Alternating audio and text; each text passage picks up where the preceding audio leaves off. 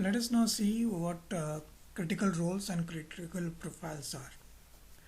So apart from your functions and the risks that you have created, you could also define roles and profiles that are critical for your business. Meaning, you, the, this here you specify the roles and the profiles that may contain or that will give access to users that can potentially harm your business. So for example, a critical role example could be the debug access and change mode. Okay, so any role that you create with s underscore develop with activity 02 or 06 uh, with the debug object type is a critical role. Okay, because anybody who has that authorization access, they can go into the debug mode and change the data in your system. Okay, so that's an example of critical role. So you'll create so in critical roles you'll basically specify that role as critical role, okay, in this section. So you will click on create and then you pick your system, okay, and then you pick the role name that you think is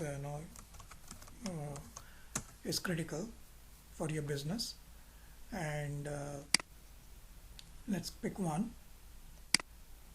and then assign the rule set that it belongs to. Risk level, let's say critical, and let's say and give a risk description, right? I'm just going to say testing here, okay, but in this you need to give a meaningful one, and then you click on save,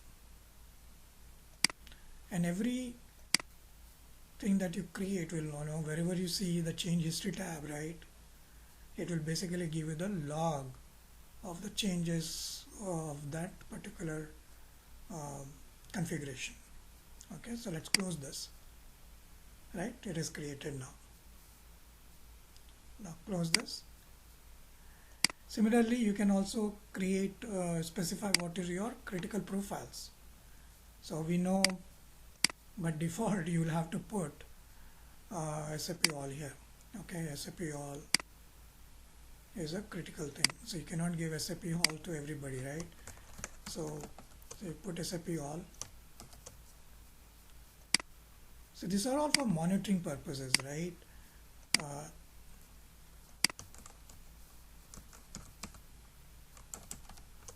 So all, see, we don't create profiles in anyway.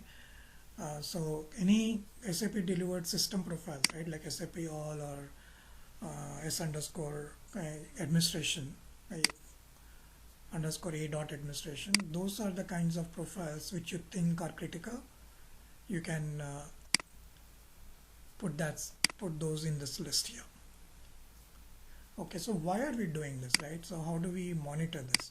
So when you go to risk analysis, right, and do a user level risk analysis, okay, now let's I take the system, okay, the system that I take my system, and then I'll say all, and I say the rule set is whatever rule sets I have,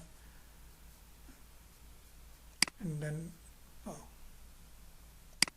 so you can, sorry, by mistake, rule set, and you can pick your rule set, and if you want to include even global, click on this plus icon and you can add global also into your list. Now you go here, you can say critical role and critical profile. So let's see what happens. Okay, so it should give you the list of users that have that role that we defined and the SAP all profile, and anybody who has SAP all and that role we defined as a critical role, it will give you the list of those users. So this helps you in monitoring, okay, uh, what is happening with those critical roles and critical profiles, so that you can take appropriate action. See, now all these users have SAP all, and then you see this user IDs. This user ID has that critical role, right?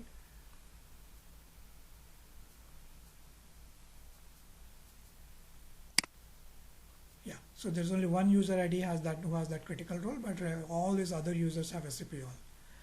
So having so many users with SAP all is a big problem. So this report will help you uh, keep your system safe. Okay, so that is why you need to you configure this critical profiles and critical roles options, okay, to monitor, oh, so that there is no uh, access that is given to people that could potentially cause trouble for your business.